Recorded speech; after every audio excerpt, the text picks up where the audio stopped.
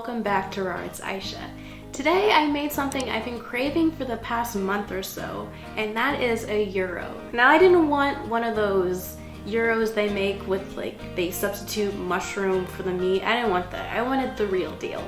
So what I ended up doing is making a vegan gyro meat, and it was so delicious. My dad has been over for the past couple weeks and we devoured it. It was all gone by the end and I thoroughly enjoyed it. I kicked my craving, and that's the thing about being vegan. You have to find these substitutions. You have to eat what you used to eat, but without the animal products. And it's a lot easier than people think.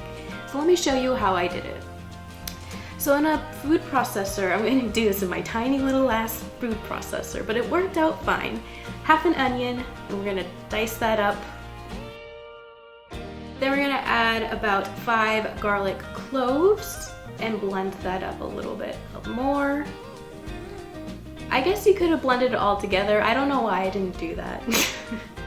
Now we're going to add the gimme lean sausage that we've used before to make our Irish sausage. We're going to put that into the food processor with the onions and garlic.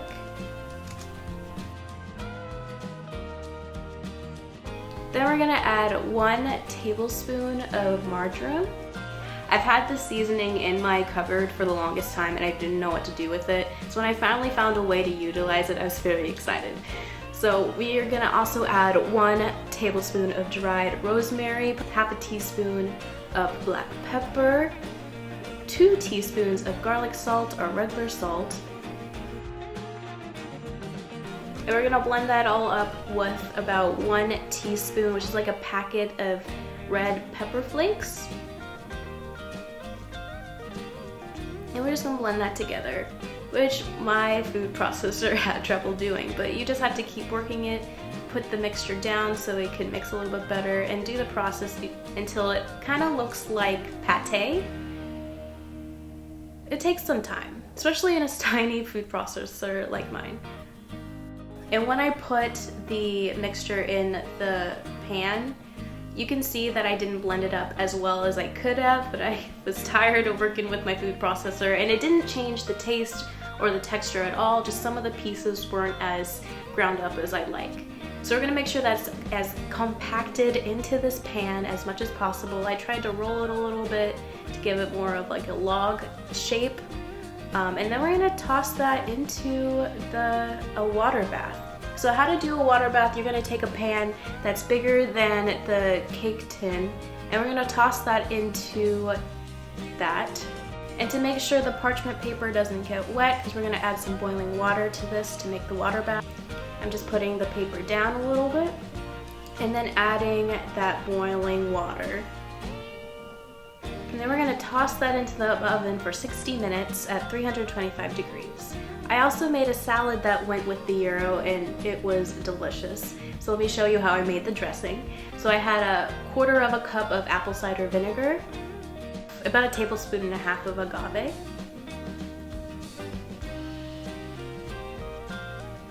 three garlic cloves minced,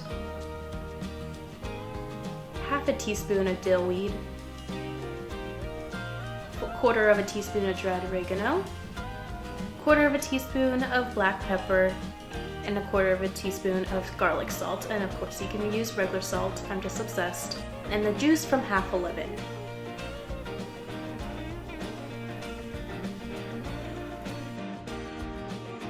And we're gonna add 1/4 cup of extra virgin olive oil. I ended up doing 1/2 cup and it was just way too much oil, so definitely reduce it to 1/4 cup. And we're gonna mix that together. And then I just put it in the fridge until I was ready for it. And we pulled out this beautiful log of meat. And what you're gonna do, if you have a brick, that'd be great. Just wrap it in tin foil and top it on top of the gyro meat, because you wanna make sure it's compacted as much as possible. I don't have a brick. I wasn't gonna go out and buy a brick for this. So I had like a little glass container and I wrapped that in tin foil and pressed that down. And I felt like it was heavy enough where it did the job. So just make sure you find something that's gonna fit that pan. But you really need it to kind of compress the meat like a real gyro is. So I have my salad here. that I tossed with our dressing. I also added some pepperoni peppers, some Kamala olives, some of the crispy jalapenos, Parmesan cheese from Follow Your Heart, and a little bit of onion. And after letting that sit for about 20 minutes, we're gonna take the meatloaf out and get to cutting it up. I used a serrated knife to make sure that the cuts were beautiful, and I held it down with some chopsticks, which really helped the process go by faster. Now, to make it more like a gyro you would get from a restaurant, I decided to caramelize the meat a little bit. So I took this beautiful cast iron that my friend Jordan got me for my birthday, and I'm just gonna fry up the pieces on both sides until they're nice and caramelized and crispy.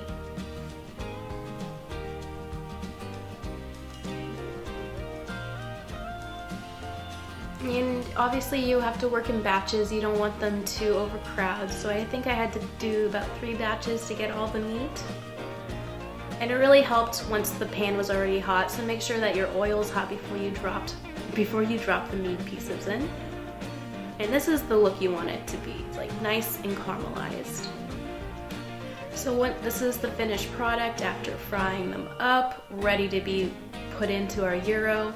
So I just warmed up a pita bread. Most pita breads from the store you get are vegan, so don't worry about that. Maybe just make sure that it's not made with any honey if you're a strict vegan. But then I just warmed that up on the stove top and started to assemble my little gyro. So I have a layer of this delicious meat. Make sure to get all the good caramelized pieces.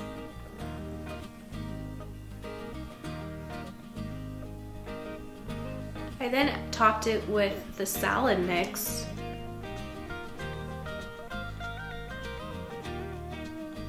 So you get a nice combination of flavors every time you take a bite. You have that salad dressing with that beautiful salad going, and that meat. I'm topping it with some sliced onions to give it the complete look.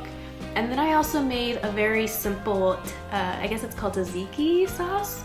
I used vegan yogurt from Silk.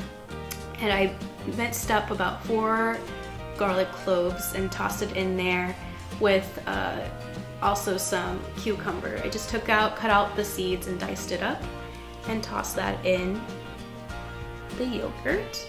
And after topping it with my tzatziki sauce, I'm of course gonna add some sriracha, give it a little kick. And there's the finished product. It was so delicious, oh my gosh. It's one of those dishes that take a little bit of effort making, but it's totally possible to do it on a weeknight, and the payoff is amazing. If you miss Greek food and gyros, but you're like over falafels, like I've never been a huge falafel fan, so that's not like a great option for me. This is definitely the recipe for you. Do you guys like gyros? Let me know down in the comments. I remember the best gyro I've ever had was in this little shack on the way driving from LA to Las Vegas that I had when I was a kid. I still remember it very vividly how much I loved the flavor of it. And my gyro was definitely just as good as the non-vegan gyro, so I'm very excited about that. If you end up trying the recipe, don't forget to tag me on Instagram at rawitsaisha. If you liked the video, don't forget to press that like button, and also maybe hit that notification bell with that subscribe button and a no. But thank you guys so much for watching, and I'll see you guys next time. Bye.